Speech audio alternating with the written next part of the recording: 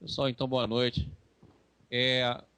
Pessoal da TV IB, se tiver alguma pergunta, alguma sugestão, por favor, nos envie por e-mail. Tivemos o Zé Eurípides de Franca pediu para mim falar aqui sobre mágoa e sobre convivência com pessoas mais difíceis de conviver, mas nós vamos, à medida que a gente for falando sobre o campo do Bert, a gente vai falar sobre o assunto. Então vamos lá. Continuando aqui nos nossos slides, vamos lá? Silêncio. O Bert Sheldrake observou que um campo só pode mudar se é colocado em movimento por um novo impulso externo. Esse impulso é algo mental. Isso é, provém de uma nova compreensão. Inicialmente, o campo se defende contra ele e procura reprimi-lo. Mas quando ela se aposta de um número suficiente de seus integrantes, o campo põe-se em movimento, com um todo. Então pode abrir-se às novas compreensões, deixar para trás algo superado e mudar seu comportamento. Pessoal, olha, lembra quando nós falamos aqui sobre o nosso... Nós colocamos aqui, né? E mostramos, quando nós mostramos a nossa consciência, nós mostramos que, na verdade, isso aqui é dois. Que nós temos a dualidade na nossa consciência. Depois nós temos a dualidade coletiva. E depois nós temos um campo que tudo rege, que nós chamamos aí o campo da consciência cósmica. E aqui em cima nós temos o campo, que na verdade não é campo, é intrínseco, que é do sistema, que tudo dirige. Então a nossa consciência é formado de uma dualidade, ao mesmo tempo é formado de uma dualidade coletiva, de onde nasce o pensamento, e de um campo que tudo governa. Se esses dois campos aqui embaixo são duais, esse campo aqui de cima não é dual. Ele é o bem. Por isso que queira, quer não, tudo que fizermos, mais cedo ou mais tarde, a gente retorna ao bem. Por quê? Porque o campo que nos dirige é um campo de ordem.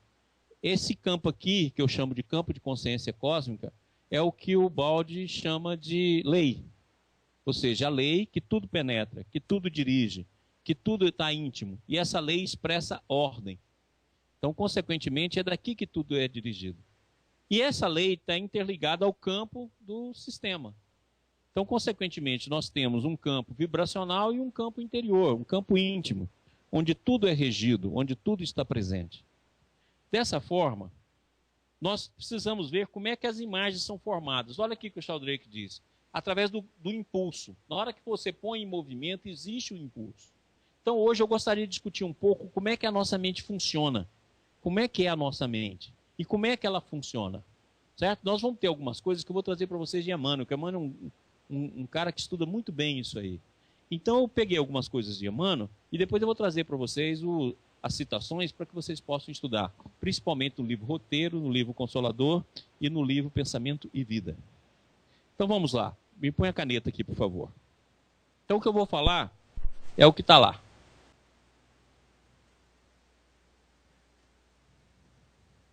Olha só, a nossa mente funciona da seguinte maneira, ó. Aqui vamos colocar, gente, tá bom? Aqui, ó, eu vou colocar imagens.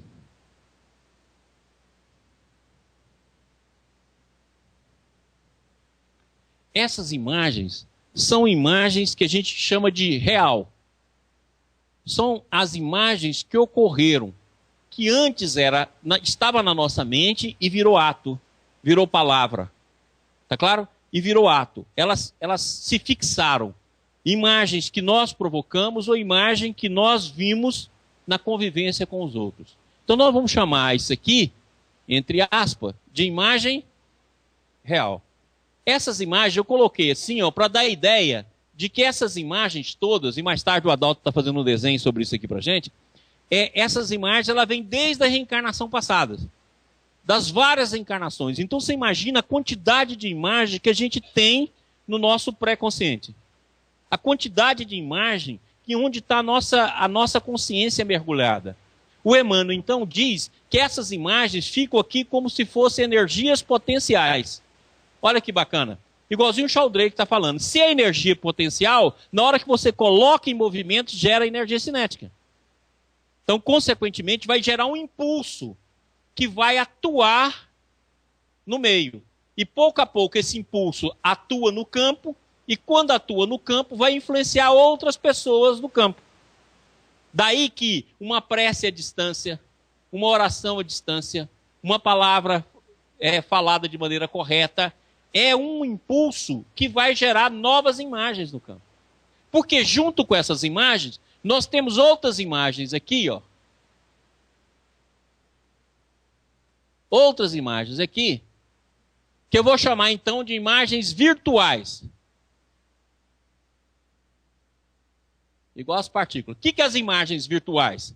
São aquelas imagens que a nossa imaginação forma, mas que não chegaram a virar atos. Por exemplo, você tem uma raiva da pessoa, você bola uma vingança. Essa vingança está toda lá na mente. Você bola uma discussão, discute com ela, vai dormir zangado, fala tudo que você quer para ela e nunca tem chance de falar.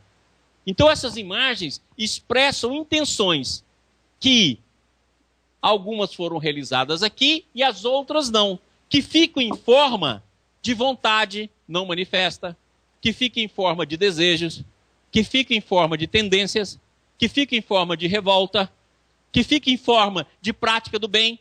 Igual, por exemplo, a gente vai numa reunião, escuta coisa bacana, quando eu sair daqui eu vou ser uma trabalhadora do bem. Na hora que sobe a escadinha ali, acaba a vontade de ser uma trabalhadora. Acaba. Você fala assim, não, hoje quando eu chegar em casa eu vou ter paz com meu marido. Não chega até o portão. Na hora que assona o portão. Aqui vou ficar o quê com aquele cara safado? Então o que acontece? Você, na verdade, faz um monte de intenções que, na verdade, não chega a virar ações. E isso reflete muito no sonho. Esses sonhos que a gente tem, que um avião caiu, que caiu perto da gente, que caiu, geralmente são esse conteúdo. Conteúdos que a gente deveria colocar no ar, que deveria colocar para funcionar, que deveria colocar o sonho em ação, e a gente geralmente não o faz. Então eu vou chamar essas imagens de imagens virtuais. Esse conteúdo todo está dentro da nossa alma, com inúmeras imagens. Agora tem uma coisa interessante. Junto com esses dois campos de imagem, nós temos um campo que nós vamos chamar aqui de campo superior, de campo cósmico, que atua sobre nós com conteúdos arquetípicos do bem, que nós podemos também chamar de graça, que nós também podemos chamar de fluido divino, que nós também podemos chamar de vibrações superiores. Então todos os seres se beneficiam por esse campo, que é quando nós mostramos aqui essa imagem. É esse campinho aqui em branco, que é o campo que não é dual, é o campo do bem, é o campo da lei. É por isso que o Balde falava tão bem, não preciso ler livros, basta eu olhar em torno, basta olhar para a lei, que você compreende, ou seja, ele conseguia ver o conteúdo aqui. Então, quando esse conteúdo ele é assimilado para o real e é assimilado para o virtual virando, é quando nós começamos a manifestar o bem em torno de nós. É quando nós passamos a ser médiuns das vibrações superiores.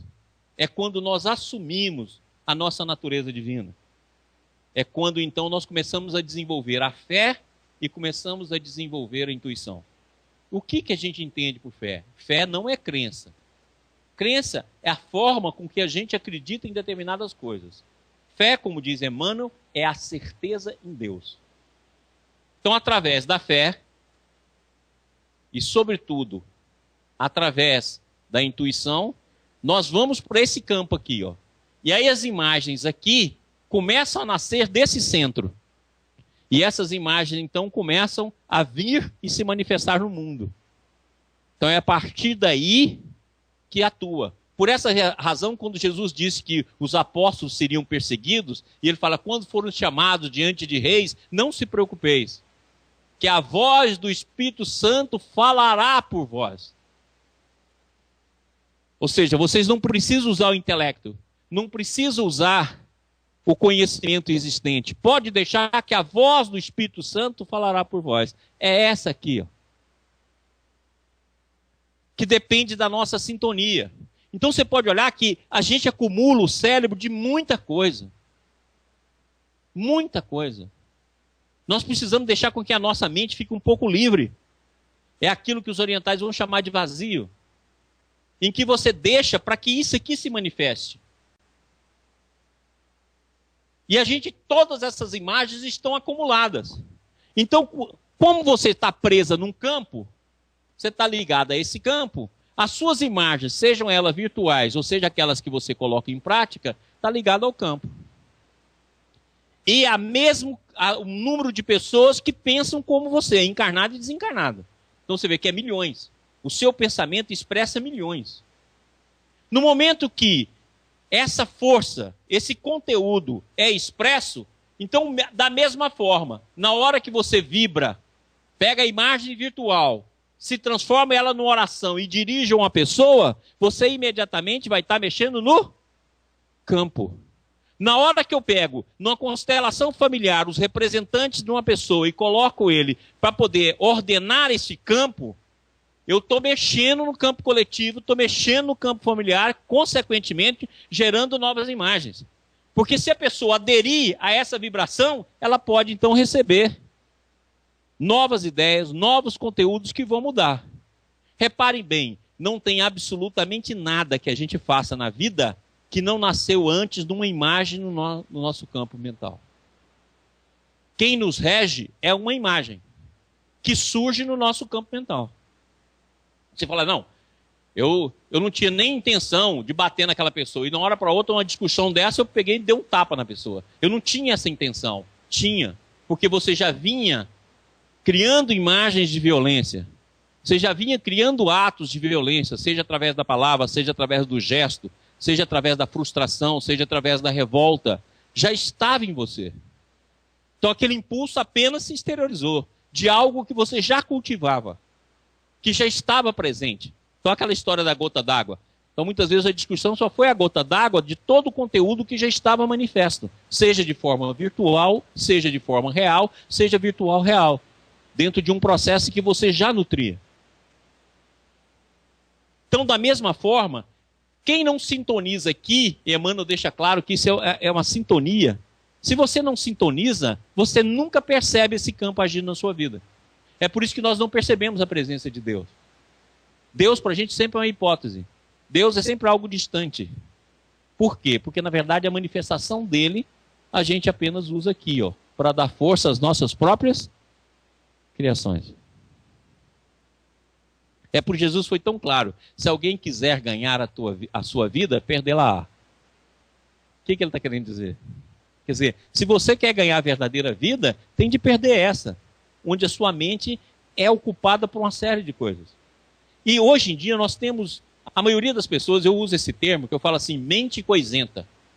A maioria das pessoas hoje estão na mente coisenta. O que é a mente coisenta? Fica o dia inteiro pensando nas coisas que tem aqui da Terra. Aí eu tenho de ir no salão, eu tenho de fazer isso, eu tenho de arrumar o carro, eu tenho de comprar uma mala, eu tenho de viajar, eu tenho de aquilo, eu tenho de arrumar dinheiro não sei na onde, eu vou no banco, depois eu vou nisso, eu vou naquilo outro, encontro a pessoa, foi bom te encontrar, porque na verdade eu estou precisando daquilo, eu preciso ir na costureira, preciso levar um vestido, preciso comprar isso, e passo o dia inteiro nisso.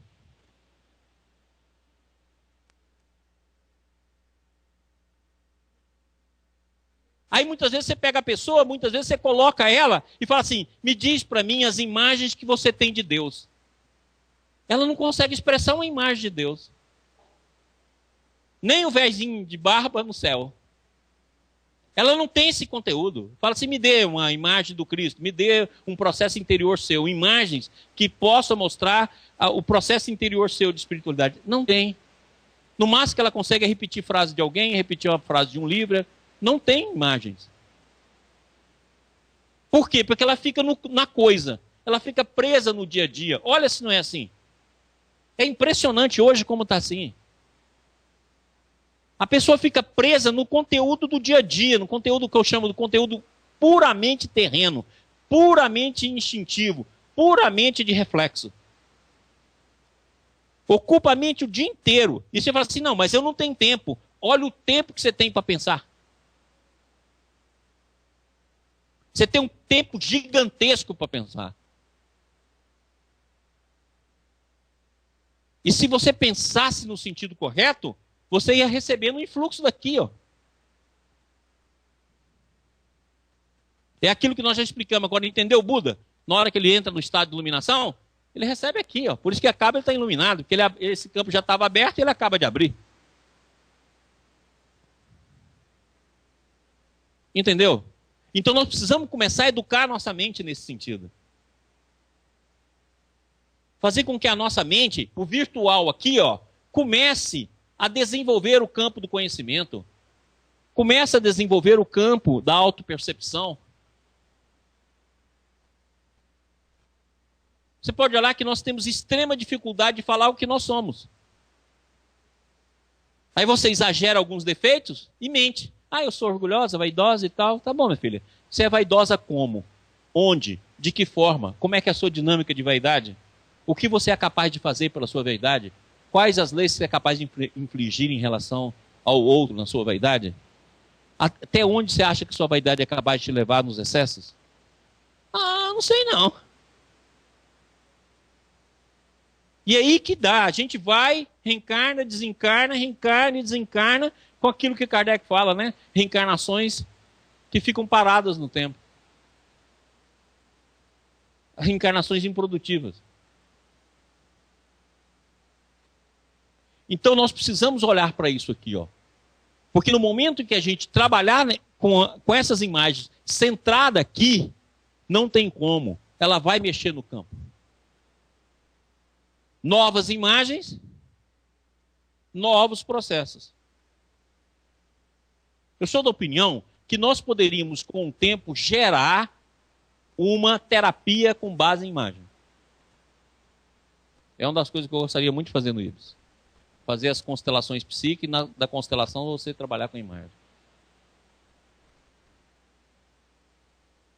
Porque essas imagens são preponderantes no campo aqui nosso, para que a gente possa gerar imagens, né, de um novo formato. Entendido?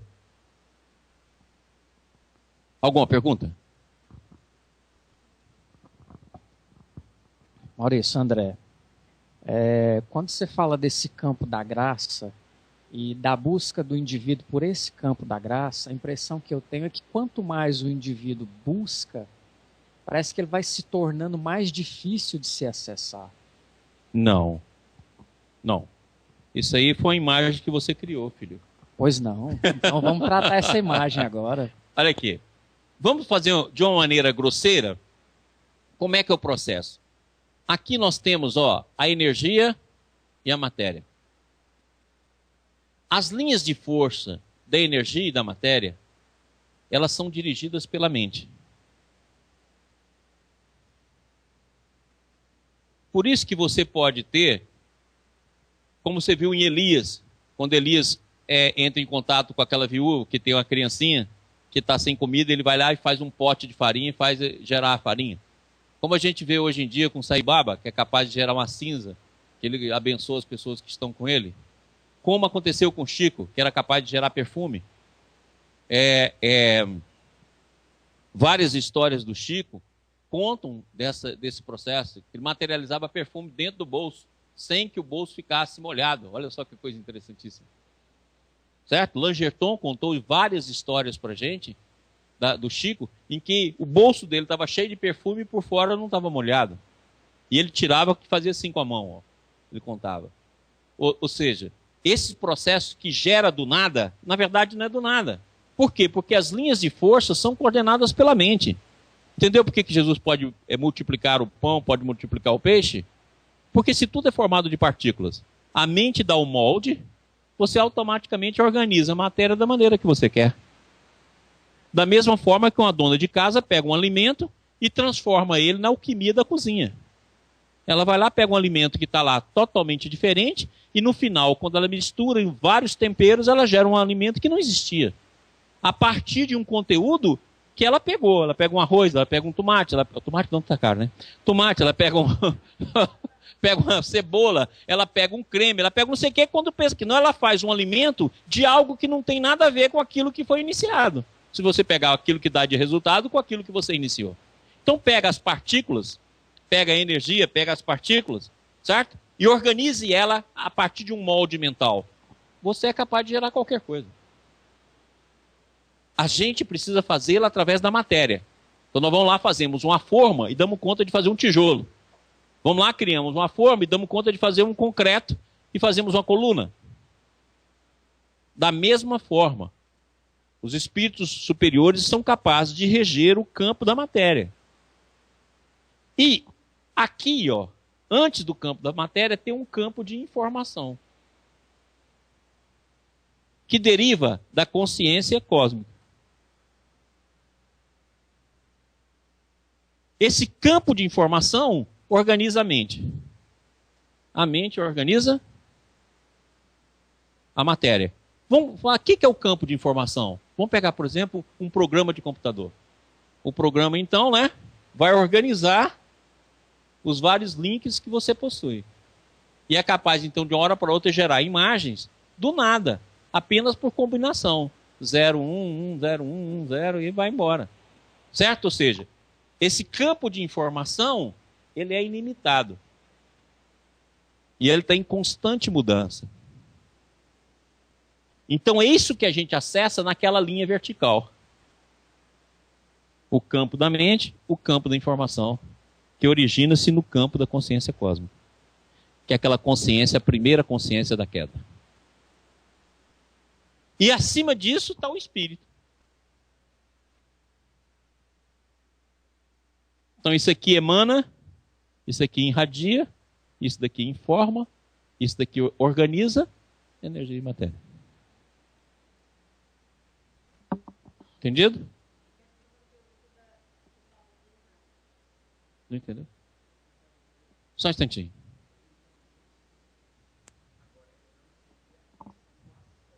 O acesso você vai ter de fazer pelas imagens.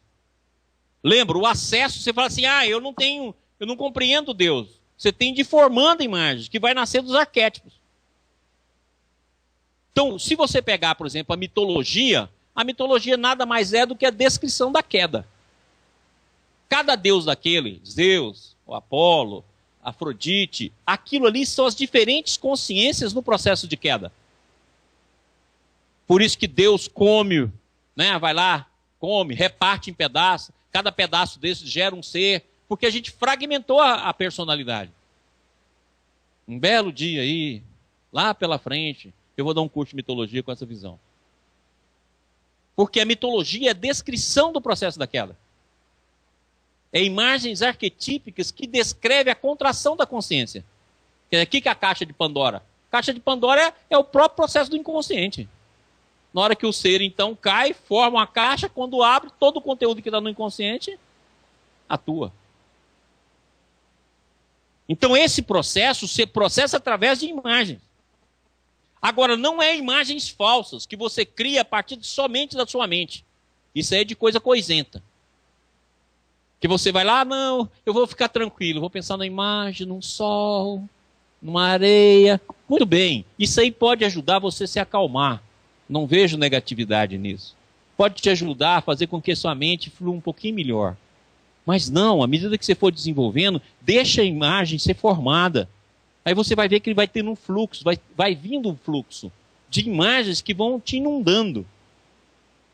Essas imagens que levam você à percepção do seu mundo interior, as imagens do mundo interior. Aquilo que nós estudamos aqui com o Ciro Lombino. Ele falava, deixa o divino agir em ti. Aí vai formando essas imagens, e daqui a pouco vai formando e derivando conhecimento. Então, quando o Baldi diz que ele captava as noures, que está fora do espaço-tempo, ele está falando aqui, ó. Essas noures, então, ele vê e depois tem que transformar todo aquele conteúdo em letra. Mas surge primeiro em conteúdo espiritual, depois em imagem. Então, por exemplo, ele pega uma imagem, que é aquela 2 triângulos, um dentro do outro, e faz um livro, que é Queda e Salvação. A partir de uma imagem. Assim como alguém que captou a imagem lá do Yin Yang, você pode escrever inúmeros volumes sobre Yin Yang. A partir de uma imagem, de um conteúdo superior arquetípico que se traduz em vários campos de conhecimento. Entendido? Então, na verdade, você não acessa porque você ficou parado nas imagens que você já tem. E a energia potencial dessas imagens, na hora que ela se torna cinética, você não consegue escapar. Entendeu por que razão você vai, muitas vezes, fazer coisas que você não gostaria de fazer? Porque você vai pensando o tempo todo, vai pensando, vai juntando, vai juntando, vai juntando, já juntando, daqui a pouco é impossível. Você vai agir naquela direção. É aquilo que eu já expliquei aqui várias vezes. Lembra daquelas reações químicas? A mais B mais C vai dar uma reação química D. Em determinado momento, você vai misturando esses elementos aqui, a reação ainda é reversível. Mas depois de determinado momento, ela é irreversível. Ela vai ocorrer. Entendeu por que os espíritos podem fazer profecia? Entendeu por que é permitido muitas vezes a pessoa destruir? Porque enquanto ela está formando imagem de destruição, a vida socorre ela. Está formando a imagem de assassinato, está fazendo imagem de destruição, está fazendo imagem de suicídio. A vida vai atrás, manda alguém, informa, é um livro, é um assunto, é uma pessoa, é uma advertência, é um sonho, é um contato espiritual, é um chamamento. E a pessoa continua formando, continua formando. Na hora que ele chega em determinado nível, não tem como, ele vai fazer. Então a vida permite que ele faça. Só não permite que ele faça como ele quer, porque a vida vai estudar onde ele vai aplicar o poder de destruição dele. Ah, Deus não sabe que nós vamos suicidar? Desde quando a gente começou a formar as imagens de suicídio, lógico. Agora, por que ele permite? Porque todos os avisos para impedir o suicídio foi enviado antes de você atuar.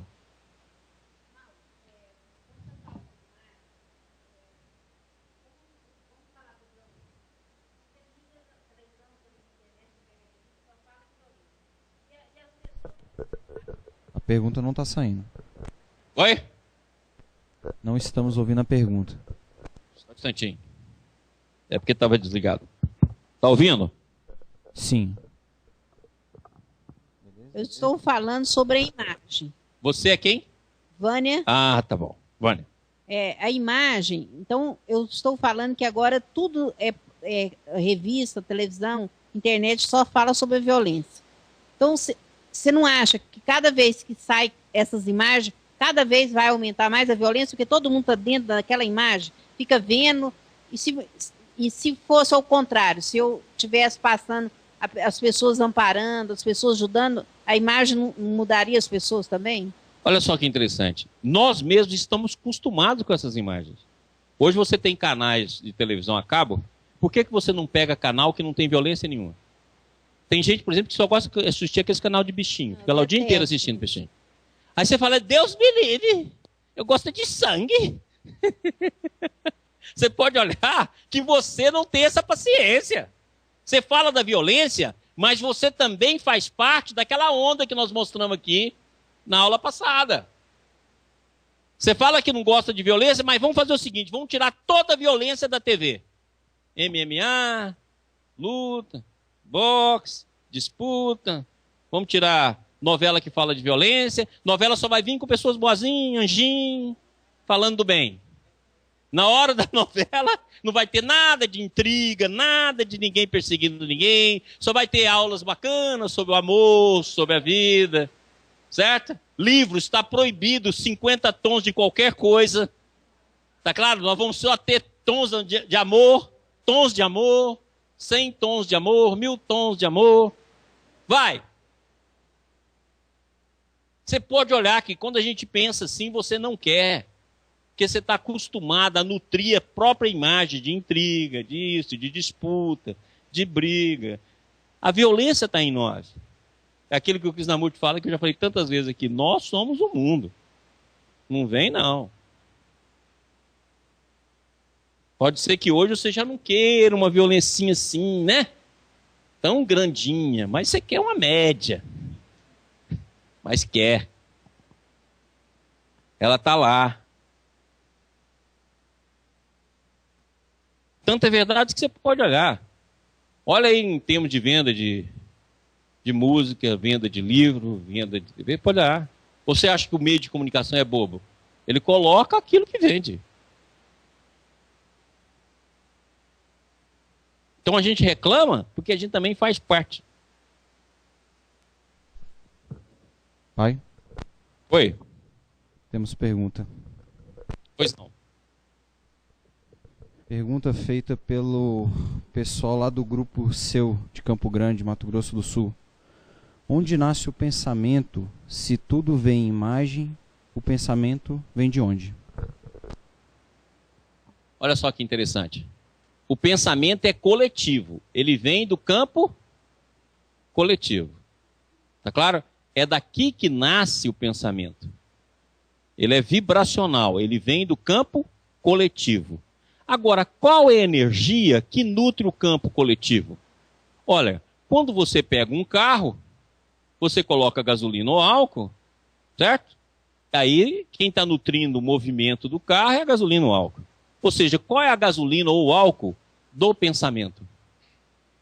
Irmão Auro, no livro Universo Vida, ele diz que é a emanação divina que nutre o campo. E nós transformamos emanação divina em conteúdos que não são próprios. Primeiro, eles são coletivos, então formam as irradiações e as frequências, e nós assimilamos essas irradiações e essas frequências, damos a nossa tonalidade e emitimos. E assimilamos daqueles que pensam como nós. Então, na verdade, nós usamos conteúdos intrínsecos divinos para gerar os nossos conteúdos próprios de desequilíbrio. Então, na verdade, aqui que está o campo do pensamento. Ó. Ele é sempre coletivo, mas ele vem, em última instância, de Deus. Por isso que se pensamento é luz, né? Que todo pensamento pode ser dito como luz, energia e matéria, na verdade, é nada mais do que luz congelada. É por isso que Jesus foi tão claro. Brilhe a vossa luz. Se a luz que há em ti são trevas, quão grandes serão as tuas trevas? Ou seja, se a luz que há em ti são trevas, quão grandes serão as tuas trevas? Porque você vai estar associado nesse campo.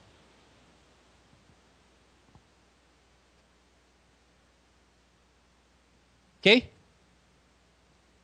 Mais alguma pergunta, meu filho? Sim, só um minuto. Pergunta da Clarionice, de Brasília. Se há 2000 anos alguém fez uma prece a uma pessoa e esta não se sintonizou, supondo hoje essa pessoa reencarnada, ela pode captar essa sintonia?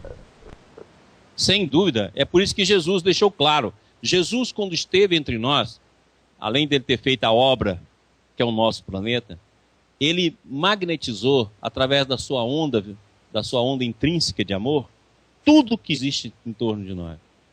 Se o mundo é um holograma, Jesus interferiu nesse holograma. Então, consequentemente, a vibração do Cristo está em qualquer lugar. Então, nós não vamos pegar a prece só da que a Clarionice citou, não. Nós vamos pegar a vibração crística. Ela está presente em qualquer lugar. É verdade, tanto é verdade que fala que Jesus, no terceiro dia, desceu aos infernos. Olha só que interessante. Ele magnetiza toda a onda de qualquer região nossa. Essa onda, ela está disponível no nosso planeta. Vamos colocar aqui, ó, essa onda representando a onda crística. Então, a qualquer momento, você pode captá-la. Ela está presente.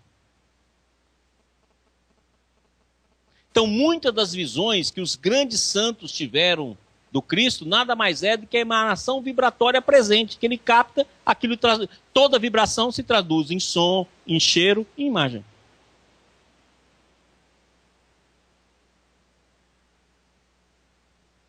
E essas imagens estão constantemente sendo vitalizadas. Emmanuel diz que a noure crística, né, reside no Sol.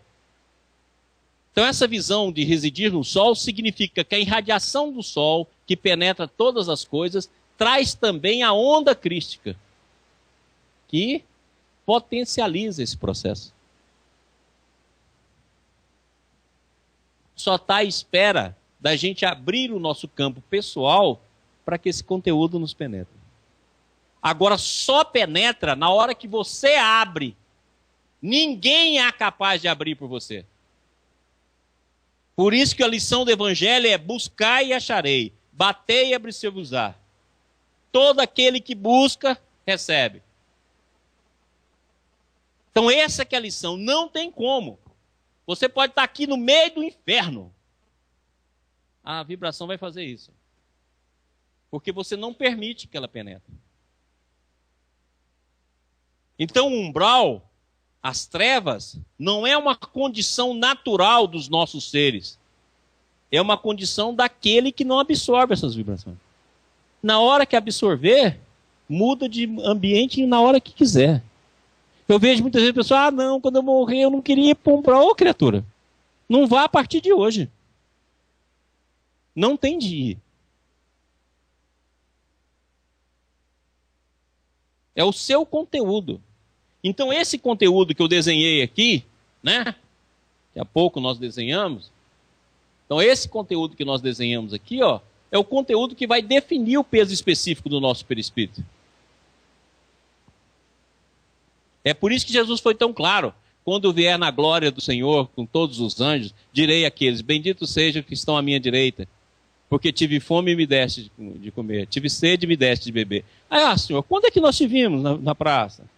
Ou seja, é um conteúdo interior que gera ações no bem. Não é aquilo que eu falo, não é aquilo que eu digo. É aquilo que eu vivo.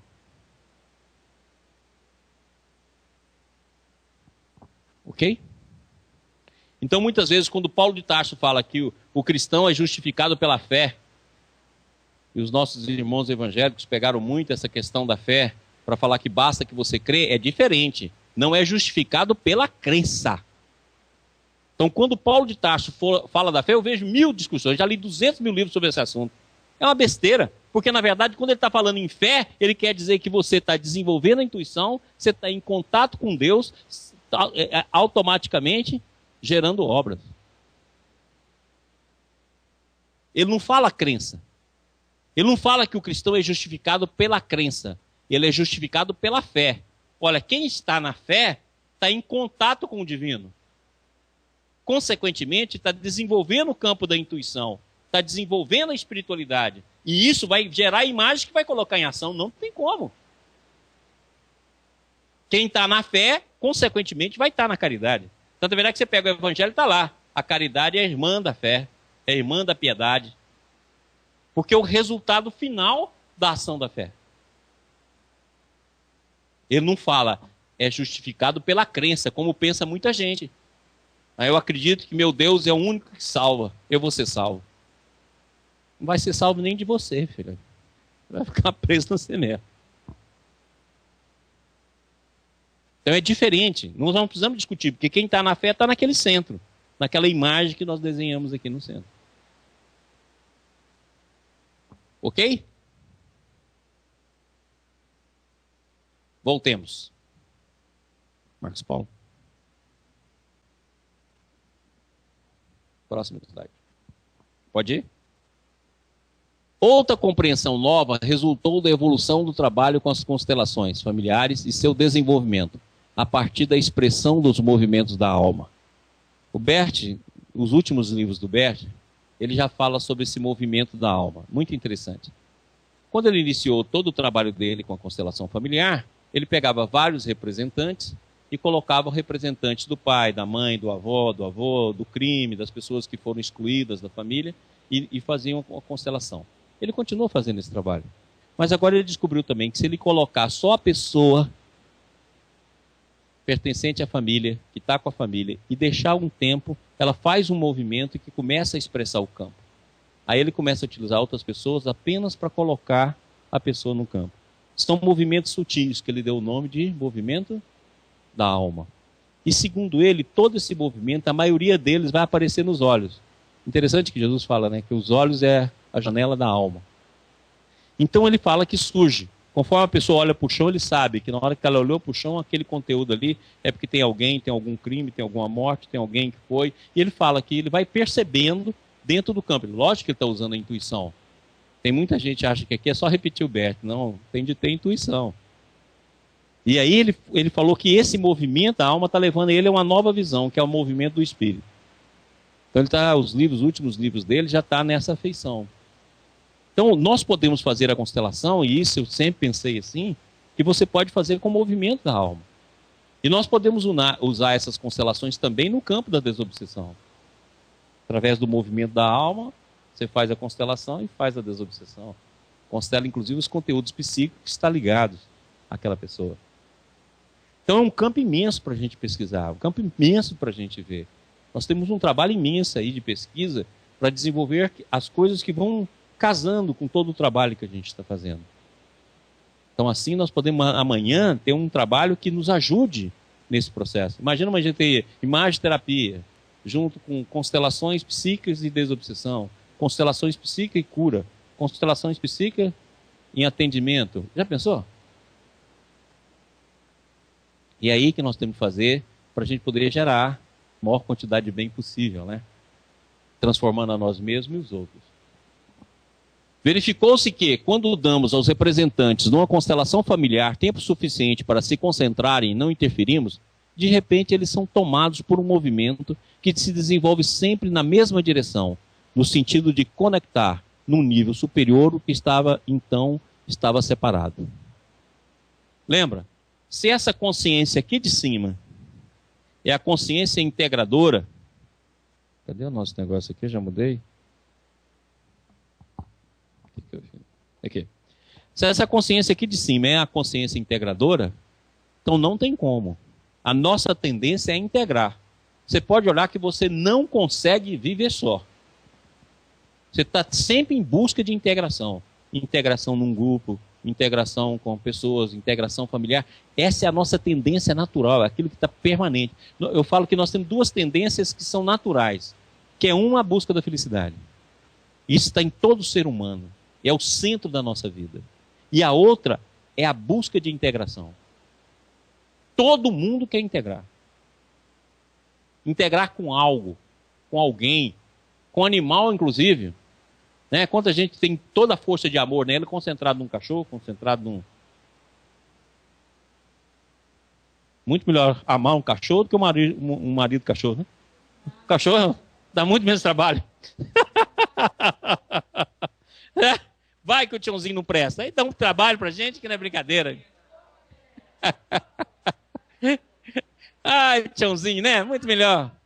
Ah, quem sabe, um cachorrinho é melhor que o tiozinho. Estamos em busca. Então, entendido? Então, na verdade, esse conectar-se é a nossa busca. Conectar-se e felicidade são os princípios maiores da nossa vida. Não. Então, esse é o princípio maior da nossa existência. Conectar e busca da felicidade. Então, logicamente, que nessa conexão, nós vamos expressar ela a todo momento que nosso sistema, onde nós estamos situados, tem conteúdos de expulsões, de abandonos, que está no campo. Ao estabelecer uma constelação familiar, o participante escolhe outros integrantes do grupo para representar os membros de sua família, colocando-os no recinto de modo que as posições relativas de cada um reproduzam as da família verdadeira. Os representantes passam a ser modelos vivos do sistema original de relações familiares. O mais incrível é que, se a pessoa coloca a sua família com toda a autenticidade, os representantes passam a sentir e pensar de modo muito parecido com o dos membros verdadeiros, sem conhecimento prévio. É o que acontece conosco. Você pode olhar, por que eu chamo de constelação psíquica? Você pega, por exemplo, uma reunião de desobsessão. Na hora que o espírito aproxima do médium, ele passa a sentir, pensar, agir e falar como. E você não conhece absolutamente o espírito. Pode estar num atendimento que você nunca viu falar, não sabe quem ele é, qual é a história dele, nada. E, no entanto, você passa a repercutir de forma ressonante, pelo campo da sintonia mediúnica, todos os processos que esse espírito possui. Alguns médios de maior sensibilidade vão até mostrar os tiques, vão mostrar os defeitos, vai mostrar os problemas que trazem a entidade. Ora, se isso pode acontecer na mediunidade e isso também faz parte de um campo muito mais amplo, então no campo familiar é a mesma coisa. E como todos nós estamos em contatos uns com os outros, então a representação é um processo natural. E quanto mais autêntico, quanto mais sincero for formada essa constelação, maior. É como diz o Bert, quando começa na constelação alguém teatralizar aquele processo, ele imediatamente sabe, ele corta, acaba, tira a pessoa, e todo mundo sente que aquela pessoa, na verdade, não está representando o conteúdo do sistema, está representando um conteúdo seu, está teatralizando. Da mesma forma que você percebe quando um médium, em vez de estar traduzindo o conteúdo do espírito, começa a fazer o que eu chamo de mediunidade show. Então você vê que passa a ter uma carga muito forte do próprio psiquismo dele e muitas vezes teatraliza algo que poderia ter simplificado se tivesse autenticamente recebendo a vibração. Ok? Próximo. Devemos ver a constelação familiar apenas como um dos meios para chegar às coisas ocultas. Olha que bacana essa visão dele. É um dos meios. A gente tem uma mania de querer fazer com que os meios sejam únicos.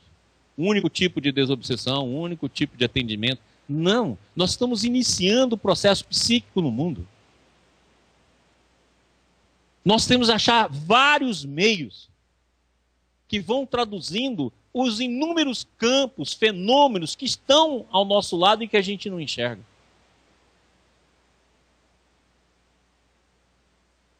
E quem dera, se a gente conseguisse fazer meios, desde as constelações familiares, as constelações psíquicas, vários outros processos, indo revelando aquilo que está oculto e que a gente não consegue ver, porque a nossa mente está sempre presa apenas nas imagens que a gente cria. Então a constelação familiar é um dos meios. Existem inúmeros à espera de desenvolvimento. Quando aprendemos a seguir o movimento da alma, há outras possibilidades. Quando o oculto e os movimentos libertadores da alma se tornam visíveis, como acontece aqui, essa experiência, essa imagem não nos abandonam mais. Ao depararmos com algo semelhante em outras situações, sabemos quais são os passos que levam à reconciliação e ao respeito. Então, lógico, então, se você vai trabalhar com a família, você vai precisar de quê? Para coordenar uma constelação, você vai precisar de muita intuição. E à medida que você vai experienciando, você vai criando um campo de conhecimento. Olha o Beto, começou do nada. Experiências pessoais deles que levaram a conclusões, que levaram a pensamentos, que levaram a insights, que levaram a intuições, e ele desenvolveu um método que hoje em dia está no mundo todo. De onde ele tirou isso? Da experiência que ele foi vivendo e dos conteúdos que ele foi formando. E nós podemos fazer a mesma coisa. O duro é que a gente fica preso no nosso condicionamento. Na verdade, a gente, às vezes, coloca aqui a caneta. Na verdade, né? A gente forma 4 imagenzinhas aqui. Né? Forma algumas imagenzinhas aqui semelhantes e ficamos rodando aqui. Chama-se ruminação mental. A gente faz isso aqui. Você pode olhar, dá uma olhada aí na mente de vocês. Pensa a mesma coisa todo dia da mesma forma. E fala assim depois ainda, minha vida não muda. Não acontece nada. Mudar como, gente? Maurício. Oi. É Mauro aqui de Brasília. Diga, Mauro. Quando ele fala aí para montar a constelação familiar com pessoas que vão representar a sua família, naquele livro da Alice Miller, ela fala que você tem que viver o luto. Ela fala que você tem que lembrar dos traumas do passado, né, para viver o luto, para resolver aquela situação. Na constelação familiar, quando você monta ela, coisas que estão ocultas do seu passado você consegue enxergar como se fosse a visão da Alice Miller? Sem dúvida. Porque, na verdade, na constelação familiar, você está mexendo no sistema. Quando você está trabalhando como Alice Miller lá, né? O que você está vendo? Você está vendo o seu conteúdo. Então, aqui é a individualidade em busca do sistema. Aqui é o sistema na cura da individualidade. Ok? É o mesmo princípio. E aquilo vai se manifestar no meio. Da mesma forma, por exemplo, que alguém que chega no grupo espírita, e quando você faz um diagnóstico psíquico, seja através da evidência, da intuição, você vê, muitas vezes, constelações no campo das reencarnações. Quando você faz lá uma regressão de memória e você vai em vidas passadas, você vê conteúdos que estão agindo no presente e que estavam ocultos, que você não tinha um conhecimento. Então, são os mesmos processos, mas só que são processos intercambiáveis. Então, imagina amanhã a gente utilizando para cada processo o meio melhor.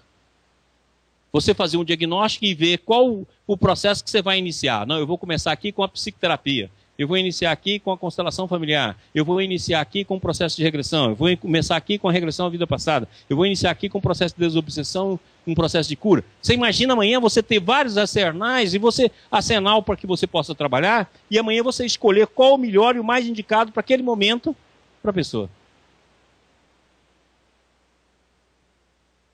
E a obra de Rustem fala muito sobre isso. Amanhã eu vou falar sobre magnetismo e é exatamente isso que ele fala. Você buscar todos os meios e aplicar o melhor meio mais conveniente para iniciar a terapia com aquela pessoa.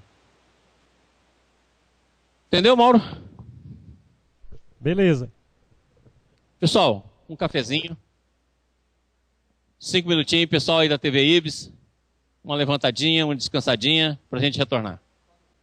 Muito bem, então vamos recomeçar. Pessoal da TV Ibis mandaram uma pergunta, que é até gozada. O Estevinho vai fazer a pergunta para a gente. Qual é a pergunta?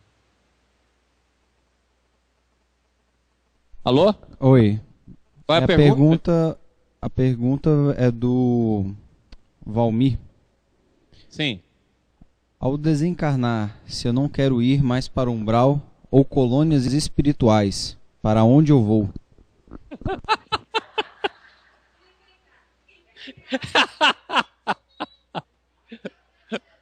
Eu sou da opinião que você vai para o lugar onde vai as pessoas que não querem ir para lugar nenhum. Como a gente se reúne aos nossos afins, então as pessoas que não querem nem para o umbral, nem para as trevas, nem para a colônia, você vai para esse lugar onde você reúne. Você vai para a zona inexistente, você vai fazer parte daqueles que não querem ir para lugar nenhum. É como diz aquele, né? Vai para um reino muito, muito distante. Vamos lá. Mais alguma pergunta? Não, sem perguntas. Beleza. Essa foi legal. Próximo. A alma é grande, ela é ampla e está pronta, mas não nos pertence. A ideia de que temos alma é estranha. Estamos numa alma, participamos dela. Elas nos deixam participar de alguma coisa. Olha, isso é muito interessante. O Jung tem uma frase que eu adoro, que ele fala assim: o mito que me vive. O mito que me vive.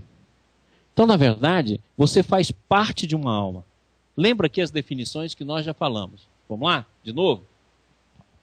Coloca aqui. Aí, Mar, a caneta. Então, lembra. Primeiro é o espírito. E nós já vimos que o espírito é um. E já vimos do que ele é formado. Totalidade, Deus, individualidade e unidade. Aí, nós temos os campos de consciência. A consciência já é a queda. Porque ela expressa seus conteúdos através da vibração. Então, nós já mostramos aqui.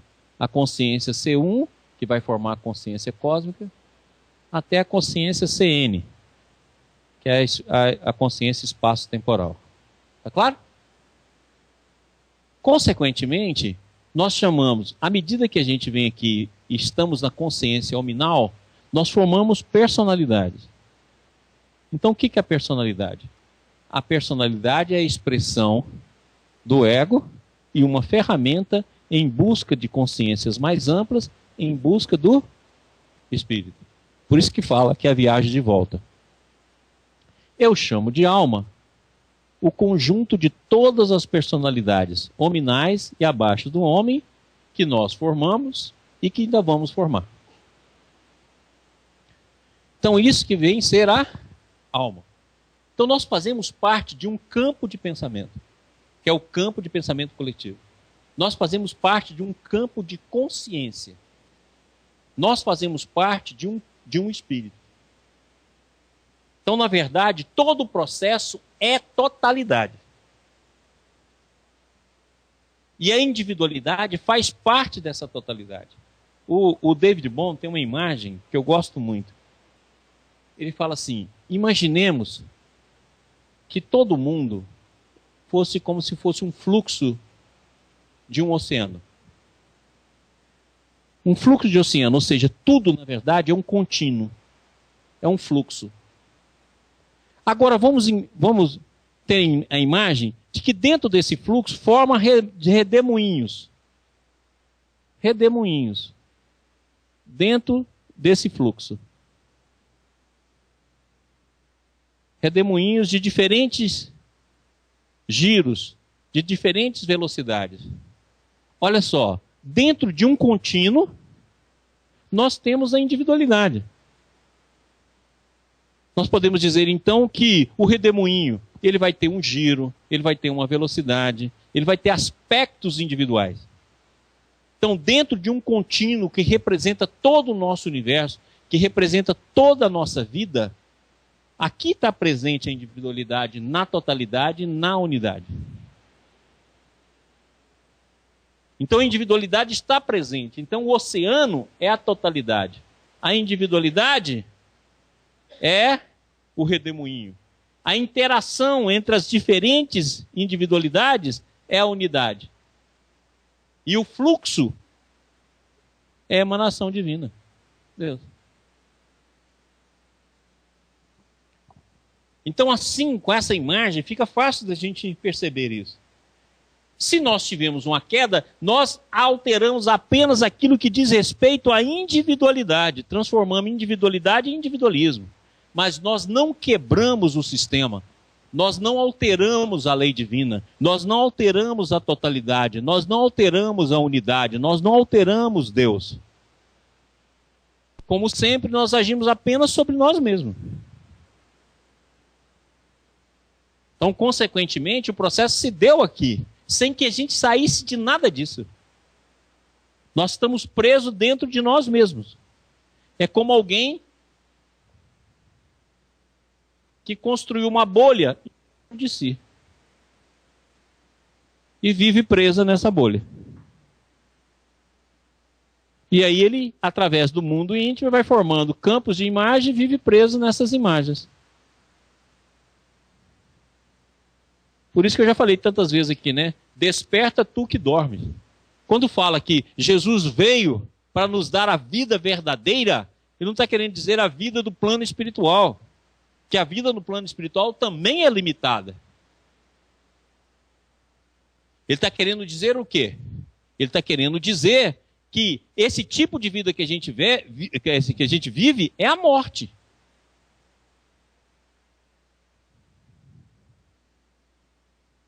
Então, por isso que fala que nós estamos mortos para a vida. É a morte. Por isso que Paulo de Tarso fala a segunda morte. Por quê? Que é o campo de morte, que a gente está preso em nós mesmos. Perdemos o contato interior. Não é que deixamos de estar no fluxo divino. Nós não mais o percebemos. É simples, é aquilo que eu sempre ensino aqui. Vamos supor que amanhã, na hora que eu acordar, eu perdi toda a minha memória. Eu deixei de ser o Maurício? Não.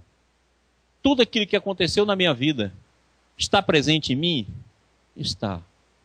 Mas o que aconteceu? Eu perdi a percepção. Então, se o Andrezinho chegar para mim lá, eu vou olhar para ele, não sei quem é o Andrezinho. Nunca vi o Andrezinho. Ou seja, eu não deixei de ser o Maurício. Eu continuo sendo o Maurício, mas eu perdi a percepção do meio onde eu estou presente. Foi isso que aconteceu conosco. Nós perdemos a memória coletiva e perdemos a memória divina. Tanto é verdade, o que Jesus disse? Amar a Deus sobre todas as coisas e o próximo como a si mesmo é o caminho. Se você quer de volta a memória, ama a Deus, ou seja, se você quer voltar à sua natureza real, à sua natureza de unicidade, né? Que é unigênito, é o único da sua espécie.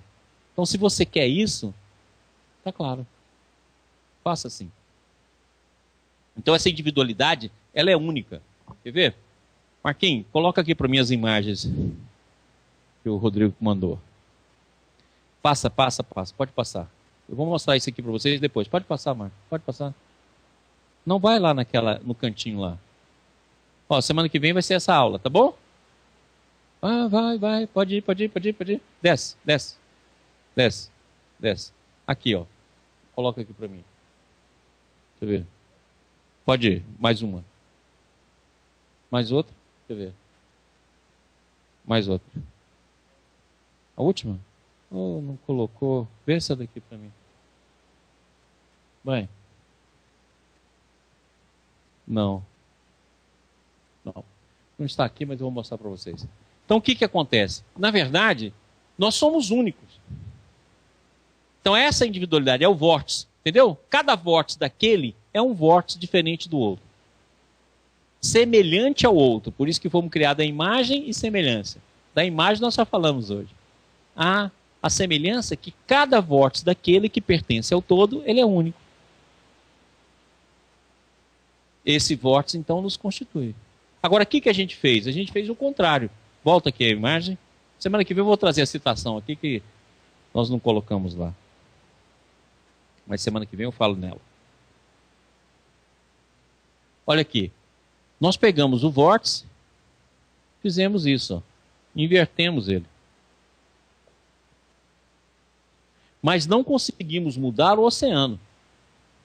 E nem a totalidade do oceano. Hoje nós estamos vivendo aqui, ó. E isso aqui está no nosso inconsciente.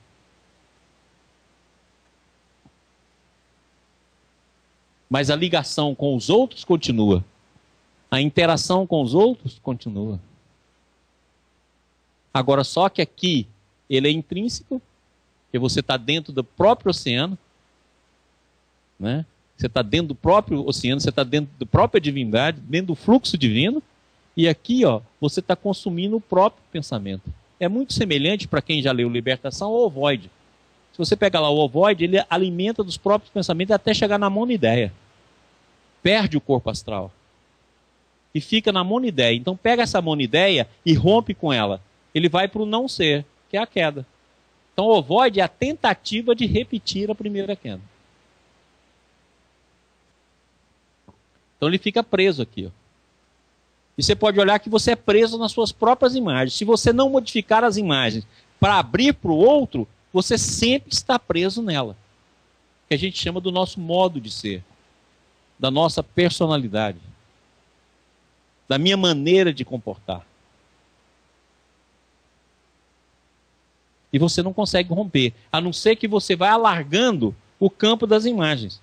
Você começa a traduzir imagens de fraternidade, imagens de carinho, imagem de abertura, imagem de sair do fundamentalismo, imagem de universalismo.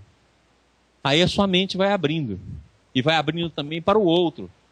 E essas imagens, então, do qual você passa a se alimentar, passa a ganhar poder e passa a ganhar fluxo diferente. Mas você pode olhar que nós funcionamos como um autista. Preso em nós mesmos. Nós somos um autista psíquico.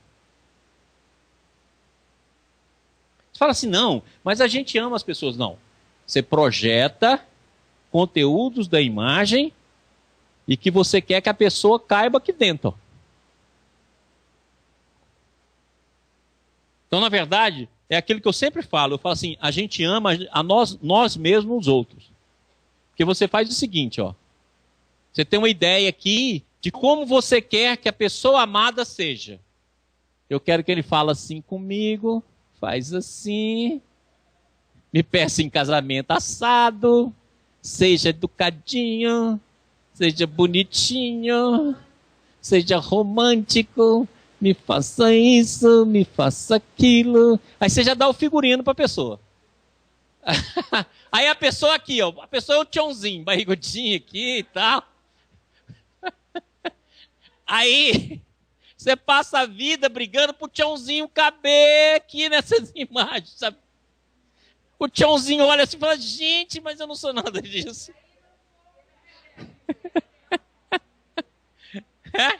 E aí, na hora que você inicia o relacionamento, você joga as imagens e fala, nossa, encontrei o príncipe encantado, a princesa, meu Deus, graças a Deus. Por quê? Porque você está na origem, que o cara vai tentar te agradar ao máximo, você vai tentar agradar ao máximo ele, e aí você representa os papéis projetados.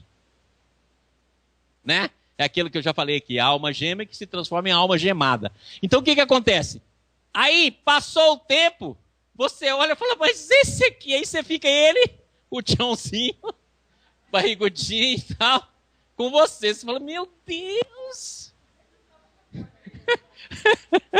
Aí você vê o tchãozinho como ele é. Na hora que você vê o tchãozinho como é, e ele olha você, porque você acha que você é assim, mas o tchãozinho vai te ver assim, né? Cheio de ruga, feinho e tal. O tchãozinho vai te ver assim.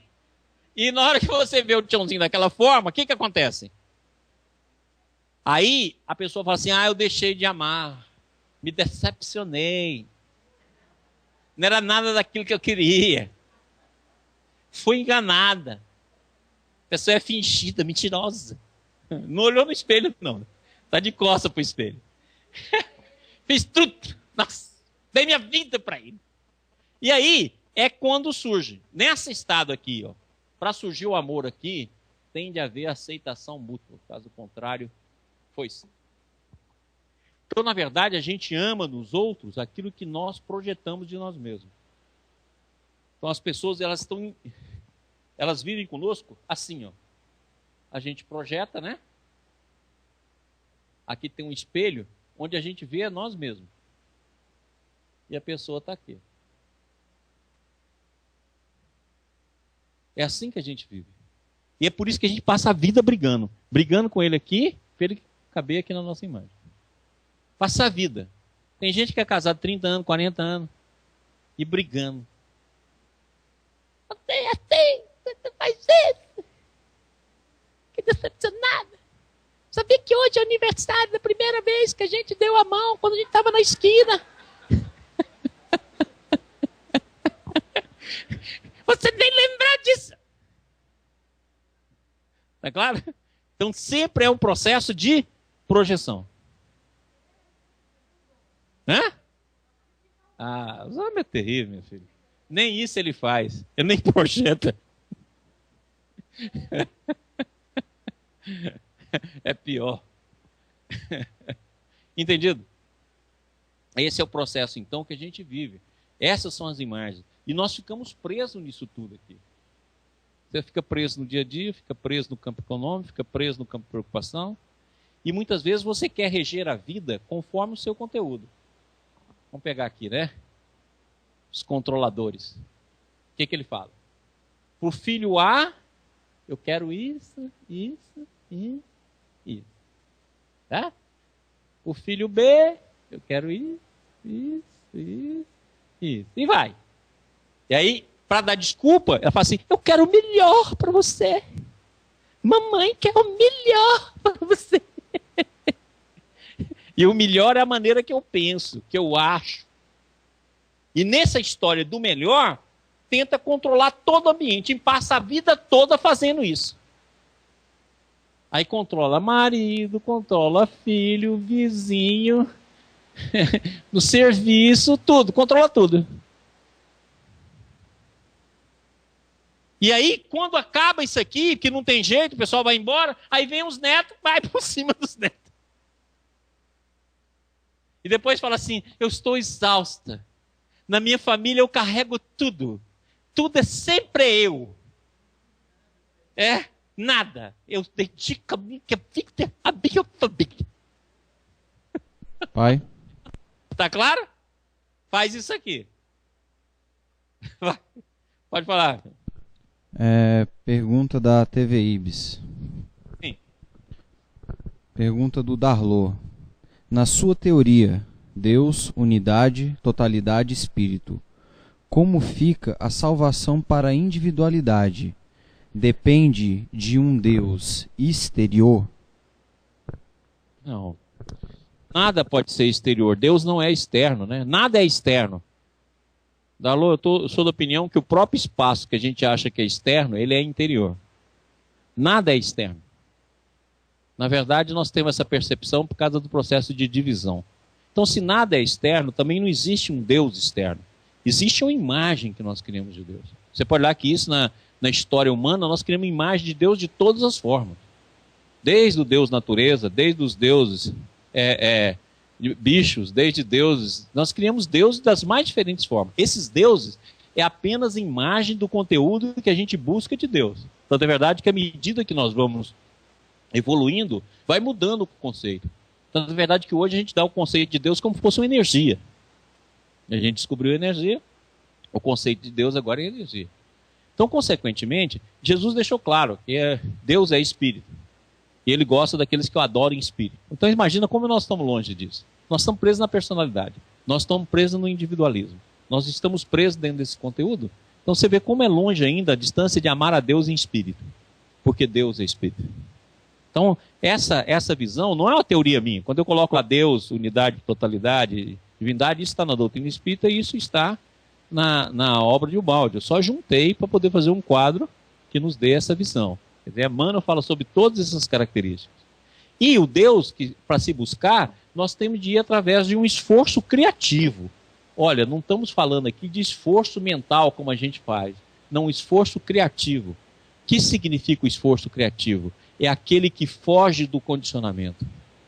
É um esforço de ascensão, onde a criatividade, a fé, a intuição, a generosidade, a caridade é o caminho. Então esse esforço criativo não é o esforço que a gente faz. Aí eu vou mudar. Aí você cria uma imagem de você. Você está aqui numa imagem, você cansa daquelas imagens, aí você fala, eu vou mudar. Aí você vai e cria novas imagens, provinda do própria mente aqui. Não, não é isso. É o esforço criativo de ascensão, que na medida que você vai ascendendo, aquele campo presente aqui que eu desenhei, ele vai se manifestando na sua vida. Então, na verdade, você não cria, você reflete.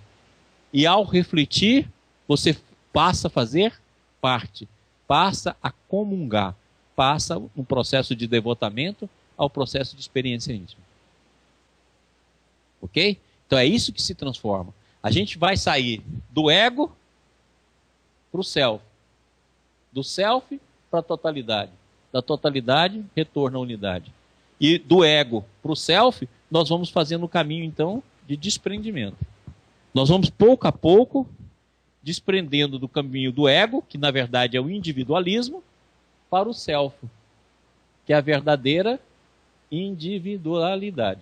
Em outras palavras, nós vamos inverter, passar da inversão que nós estamos, do nosso fluxo para o nosso estado natural. Maurício, diante dessa sua explicação aí, esse esforço criativo, no caso, não é uma tentativa de dirigir o processo, mas é uma tentativa de abrir caminhos para que esse campo da graça te dirija, seria isso? Sem dúvida. Existe um pensamento que eu gosto muito, que fala assim, o problema da vida não é aprender, é desaprender. Eu acho bacana esse pensamento. Por quê? Porque, na verdade, é você se esvaziar daquelas imagens que você sempre forma. E começar a desenvolver um campo onde você dá facilidade para que isso aqui exista. E desapegando, porque na verdade isso é apego. Você pode olhar que nós temos apego a tudo. A nossa forma de ser, ao nosso pensamento, aos nossos conteúdos. Tanto é verdade que você repete eles. Então na hora que você começa a desapegar, inclusive da sua forma de ser e de pensar, e dá oportunidade ao novo, esse processo aqui começa a nascer. É aquilo que eu já falei aqui para vocês, que eu gosto muito, que Humberto Holden Roberto Rodo tem esse pensamento que eu gosto demais. Ele fala que o homem passa a vida juntando zero depois de zero. Esse zero aí significando a rotina, significando tudo aquilo. Até que um belo dia ele descobre um. Aí todo zero que ele coloca depois tem valor. Tá claro? É assim, ó, é descobrir esse um, que é isso aqui. Maurício, a meditação seria um caminho para esse esforço criativo? A meditação, eu acho que a meditação é um caminho, mas desde que a meditação não seja um processo de concentração. É aquilo que o Krishnamurti fala e que eu gosto muito. Você meditar algo já meditado. Não. É você meditar sobre você mesmo. Como é que é isso? Olha, a maneira que eu acho que dá muito valor, pelo menos dá valor comigo. Por exemplo, você pega, por exemplo, um defeito seu. Vamos pegar, por exemplo, a vaidade. Medite na vaidade. Veja até a profundidade onde ela vai. Veja o que você é capaz de fazer pela vaidade. Veja como é que ela se manifesta em cada momento da sua vida. Quantas vezes ela está presente no dia a dia. Quantas vezes ela esteve presente naquilo que você considera valor. Quanta luta você já fez por ela. Quanta coisa você já conquistou em busca dessa vaidade. Então você olha isso ao extremo. Até você chegar no fundo. Porque quando você chegar no fundo, você acha uma encarnação. Muito bem. Aí você pega um outro fator. Olha, eu quero ver aqui uma coisa, a humildade. Eu tenho um pingo de humildade. Mas o que é humildade? Então você, com esforço criativo, começa a ver imagens de humildade. Compara a humildade. Olha, eu vou comparar a vida de fulano de tal que eu conheço. Poxa, ali aquele ato dela é humilde. Esse é humilde. Vou comparar na vida de um grande santo. Aqui é humildade, aqui é humildade. Porque a humildade verdadeira não é você se tornar servo dos outros. Não, a humildade verdadeira é o poder de transformação. Então você vai ver isso dentro, vai criar imagem. Tipo, onde é que eu tenho humildade na minha vida? Durante a minha vida toda, onde os atos de humildade apareceram? Qual o conteúdo de humildade que eu possuo? O que é humildade? Aí daqui a pouco você vai comprar vários livros sobre humildade para poder criar ressonância para você começar a pensar. Aí você lê sobre humildade, lê, volta na humildade. Aí daqui a pouco você começou a formar um fluxo diferente. Falei, então, na minha vida, na hora que eu tiver do dia a dia, antes de eu fazer um ato, eu vou pensar na humildade e ver se eu tenho condições de colocá-la em prática. Pelo menos algo dela. Aí você começa a fazer uma interface. Antes de eu ser impulsivo, antes de eu responder, eu vou colocar alguma coisa de humildade. Mesmo que seja falso. Mas é o início. Falso você já é mesmo, então não tem importância. Aí você vai, o início. Aí você começa, pouco a pouco, algumas coisas de humildade começam a nascer. Aí daí, desse fluxo, o fluxo central que eu falei aqui, passa a te alimentar. Aí começa a nascer novas ideias. Daqui a pouco você começa a desenvolver várias visões de humildade. Você começa a conectar coisas que você não conectava. Coisas que estão nos livros e que você nunca enxergou. Aí você passa, olha aqui, ele falava nisso, ele já falava nisso. Aí você começa a fazer autodescoberta. Aí vai. Para cada fase você vai fazendo esse processo. Daqui a pouco você abre um campo imenso e a sua mente passa a ser alimentada por um fluxo totalmente diferente. Jesus fala uma coisa interessante, né? Tem um alimento que vós não conheceis. Esse alimento é o alimento divino. Tem um alimento que vós não conheceis. Ou seja, já me alimento completamente de Deus. E nós ainda não. Não tem jeito. Aqui nós temos que compartilhar. Vânia, eu tenho tentado mais ou menos 2 anos que eu sou muito impulsiva.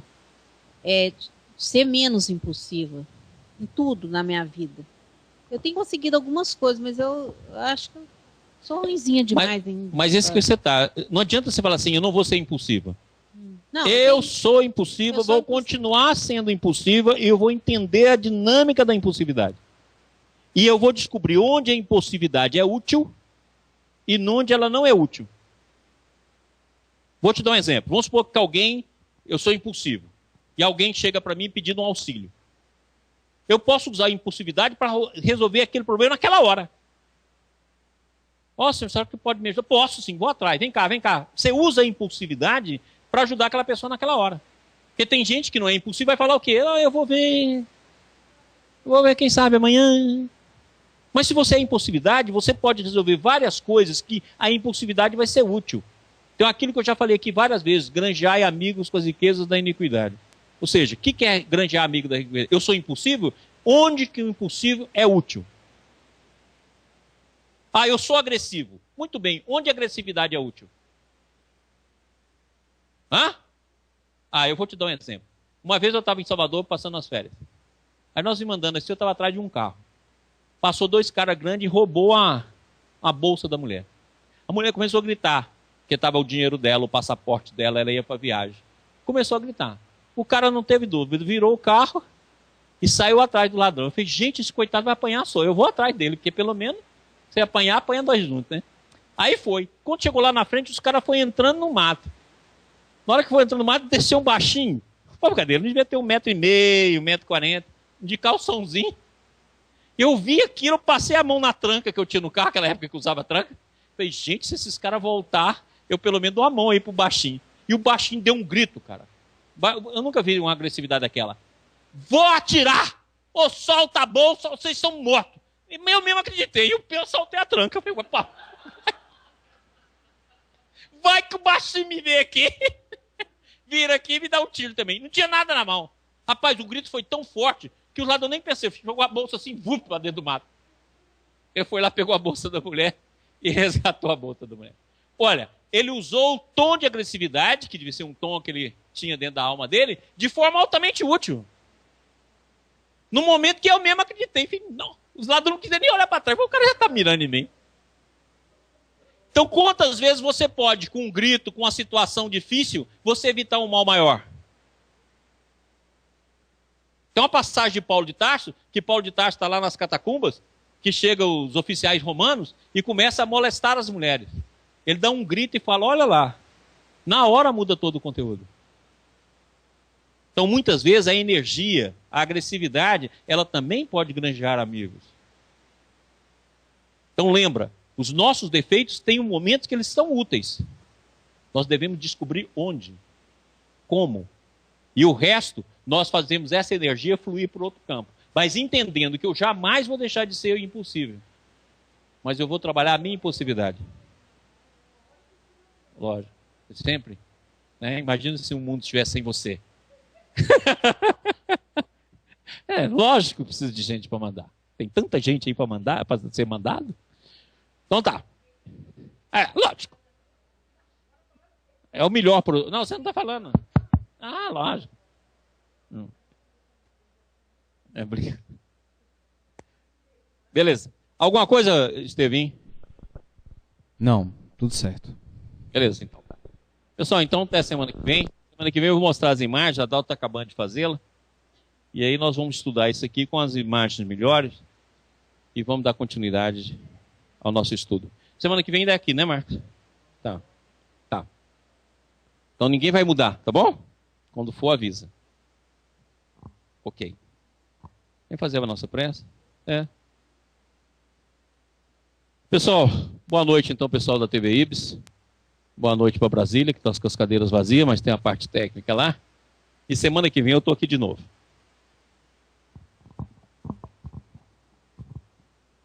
Vamos asserenando o nosso ser, elevando o nosso pensamento ao Mestre Jesus, a Maria de Nazaré, e a eles agradecendo por todo esse atendimento que tivemos na noite de hoje, do nosso aprendizado, pedindo ao Mestre Jesus que abençoe o nosso retorno aos nossos lares em segurança, abençoando a toda essa casa que nos assiste, a espiritualidade amiga, e pedimos as suas bênçãos, Jesus, ao nosso companheiro Maurício.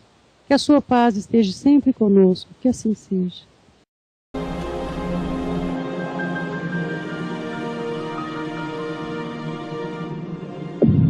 IBIS, Instituto Brasileiro de Benemerência e Integração do Ser. www.ibis.org